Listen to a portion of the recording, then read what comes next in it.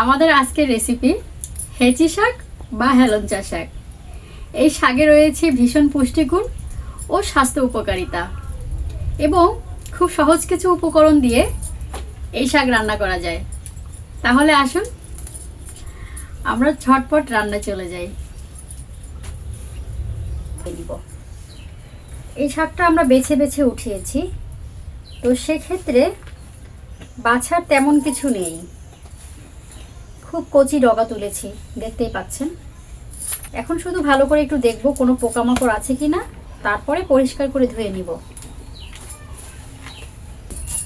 শাক ভাজি করতে গেলে সবসময়ই পেঁয়াজ রসুনটা একটু বেশি লাগে, তা না হলে স্বাদটা অতটা লাগে না।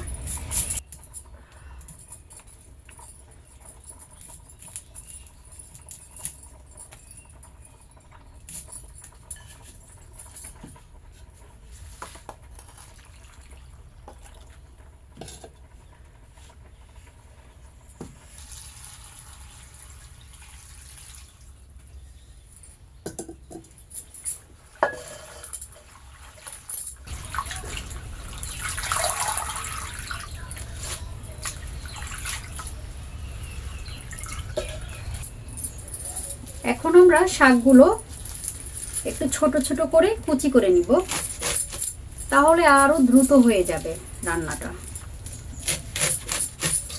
আমার কাছে এভাবে রান্না করতে ভালো লাগে, আপনারা চাইলে আস্তেও রান্না করতে পারেন।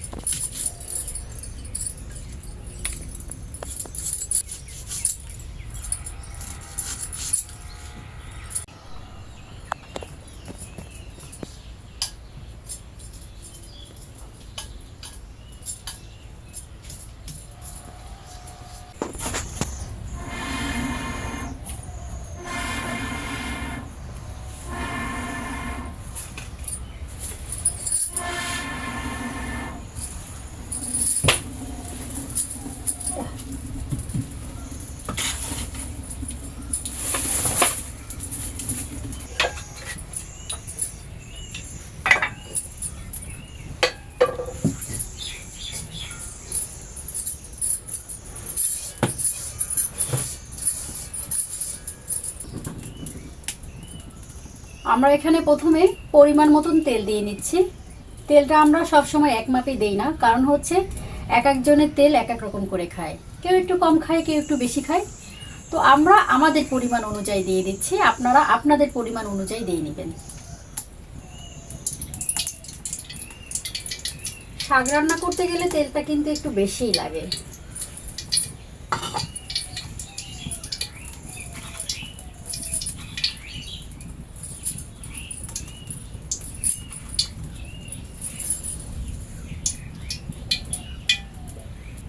আমি এখানে দিয়ে নিচ্ছি 5টে শুকনো মরিচ, মধ্যেখান থেকে ভেঙে দিব।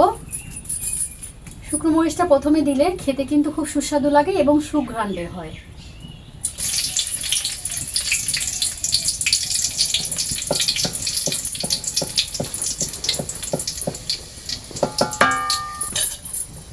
এখন আমি দিয়ে নিচ্ছি এখানে পেঁয়াজ।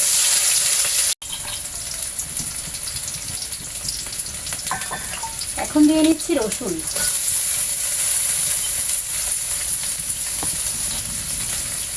এখন দিয়ে নিচ্ছি কাঁচা মরিচ।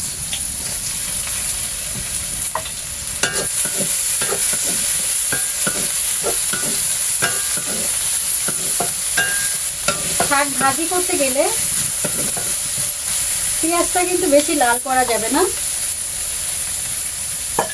পেঁয়াজ ও কাঁচামরিচ কাঁচা অবস্থাতেই একটু নাড়াচাড়া দিয়ে শাক দিয়ে দিতে হবে, তাহলে কিন্তু শাক ভাজিটা খেতে ভীষণ সুস্বাদু হয়। এখন দিয়ে নিব পরিমাণ মতন লবণ।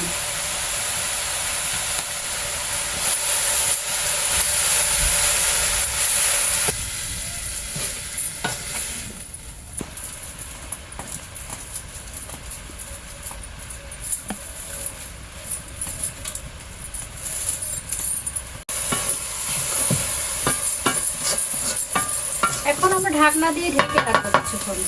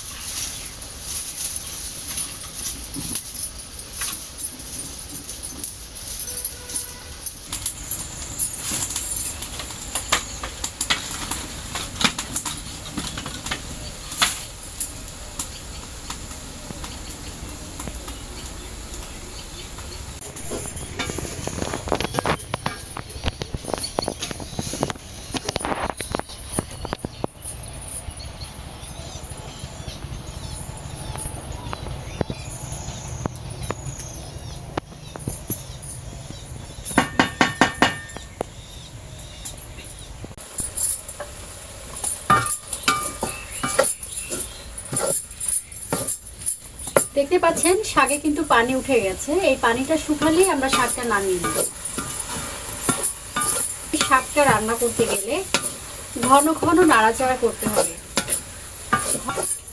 হয়ে গেল আমাদের হেঁচি শাক ভাজি। দেখতেই পাচ্ছেন পানি শুকিয়ে গেছে। তো সেই ক্ষেত্রে আমরা আর বেশি নাড়াচাড়া করব না, এখনই উঠিয়ে নিব। এর থেকে বেশি শুকনো করলে ভালো লাগবে না, হালকা একটু রস তো থাকতেই হবে, তা না হলে ভাতের সাথে খেতে ভালো লাগবে না। আপনারা শুকনো করে ভাজি করতে পারেন, আমি একটু রসালো রাখলাম।